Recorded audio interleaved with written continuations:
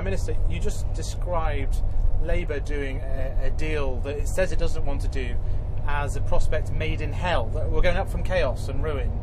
How far are we going to get on the fearometer? Well, I think it is very, very worrying, because we haven't had in our recent history an example of a nationalist party from one part of the United Kingdom playing a part in the government of the whole of the United Kingdom, saying very frankly, I'll make Ed Miliband Prime Minister, I'll write the first budget, you can't have Trident submarines unless we're going to cut all these other aspects of defence, HS2 won't be built in the way that all the parties in the United Kingdom up to now have agreed.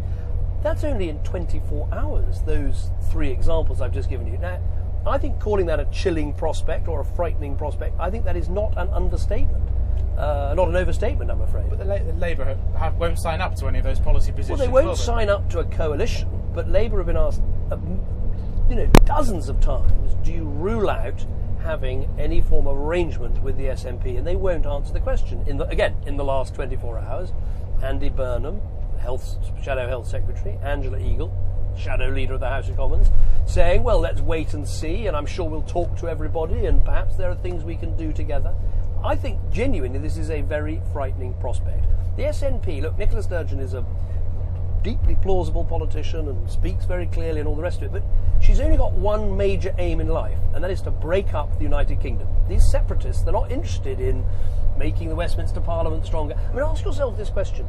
Does Nicola Sturgeon, at the end of 5 years, want people to look back and go, oh, well, that was a good government in Westminster. The Westminster Parliament's working well for me. No, of course not. She wants to break up the Westminster Parliament and break up our country. But that's just minority government. Labour have said nothing other than if the parliamentary arithmetic falls like that, they'd have to consider the views of all the minority parties. That's just how it would work. They should do what I'm doing, which is to rule out any form of arrangement with the SNP. You'd physically stop SNP MPs going through the division. You can't physically stop them voting, but you can stop any form of conversation or agreement or understanding with them. Because there is no understanding you can reach with a group of people that want to break up your country. Now, hang on though. When you were Conservative leader in 2007, you must have green-lighted Annabel Goldie supporting the SNP in a minority government in Holyrood. But there's a world of difference, because of course in the Holyrood Parliament, that is a parliament that the SNP thinks ought to exist. Did you give permission for that arrangement? I talked to Annabel Goldie about all those things. And you said, yes, we will support, as Conservatives, a minority SNP government. No, there's a huge difference, because the Holyrood Parliament is something the SNP believe in. Right? The Westminster Parliament, they think, should be abolished. They think the United Kingdom shouldn't exist. So this is not a group of friendly people coming down to Westminster with some good ideas for how to run Britain.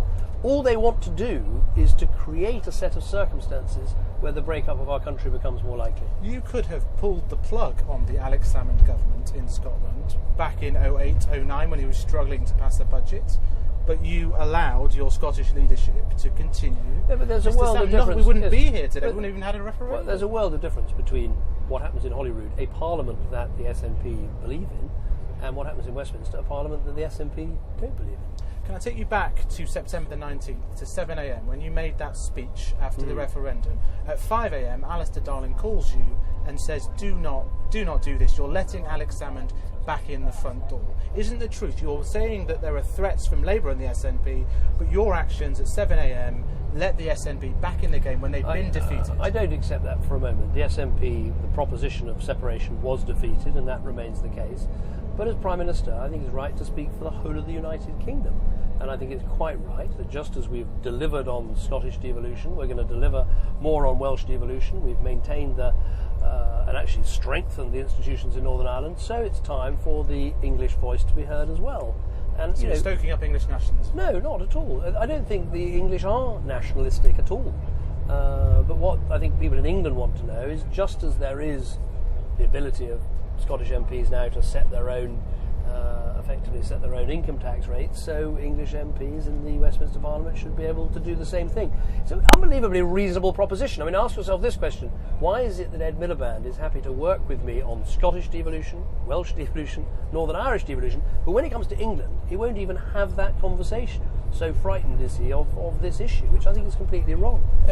Your speech today talks about this Carlisle principle. It seems to be in the back of your mind, and if you look at the work the Scottish Conservatives did, that there is a vein of thought that sees Britain becoming a bit more federalised? Could you imagine a federalised the United Kingdom after the 5 years? I don't think a full sort of federal state works, because when you look at the United Kingdom, England is so much bigger than the other parts that I think it would be a very unbalanced federal system. So I think what we have to do is to make devolution work better in the nations of our United Kingdom. So Scottish and Welsh parliaments, in my view, that should have these tax-raising powers. So they're not just organisations for spending money, they've got responsibility for raising it. And then in England, I think what we need is the ability for English MPs to have the decisive say over those matters that affect England. Then I think the issue could settle down. We haven't reached a resting place on this issue, and that's what I badly want us to reach. So you were talking the good life at the manifesto launch last week, and now we have images of hell from an SNP-supported Labour. Well, I don't know whether you were at the rally I was just speaking at, the first half of which was very clear about the positive message, about a plan that's working, 2 million more people in work, 750,000 more businesses, a strongly growing economy. I mean, there's an incredibly positive message and positive offer from the Conservative Party, but I don't hide from people the fact that there is a choice. All of this is put at risk by Ed Miliband and the SNP.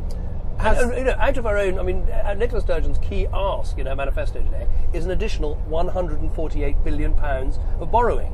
Now, don't tell me that's not important. That is a massive statement of intent by a party that thinks it could hold, Ed Miliband's feet to the fire in government. To be clear, though, you're saying that this is relevant because Labour can't win a majority, but you don't know that. So well, the figures. The figures. Have you become a psephologist, Prime Minister? Well, I haven't, but all the psephologists I know, and indeed every other thing, points out that it's almost impossible for Ed Miliband now to win an overall majority.